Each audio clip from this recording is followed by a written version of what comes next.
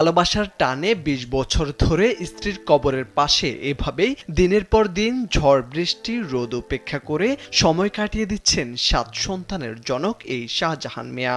স্ত্রীর কবরের পাশে থাকতে পারলে যেন অন্যরকম এক প্রশান্তি অনুভব করেন তিনি। তাই রাত দিন ভ্যানের উপর বসে কবরের পাশে স্ত্রীর জন্য পড়েন দোয়া দুরুদ। সম্পূর্ণ করে আমি এখানে সবসময় ওনার উপরেই দৃষ্টিটা থাকে।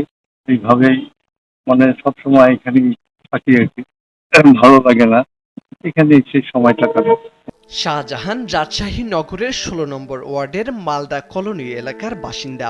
স্ত্রীর প্রতি অসীম ভালোবাসা থেকেই এমন অনন্য দৃষ্টান্ত স্থাপন করেছেন তিনি। শাহজাহান এবং খায়রুন্নেসার দাম্পত্য জীবন ছিল অত্যন্ত মধুর। বিয়ের পর একটি রাতও আলাদা কাটাননি তারা। স্বামীর সেবা যত্নে কখনো কোনো ত্রুটি করেননি খায়রুন্নেসা। শাহজাহানও সবসময় সুখে দুঃখে